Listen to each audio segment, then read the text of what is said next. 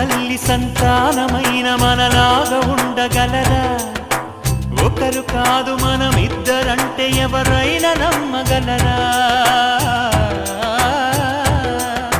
నువ్వు పెంచిన పిల్ల పాపలకు కన్న తండ్రినైనా ప్రేమ పంచిన తీరులోననే నిన్ను మించగలనా?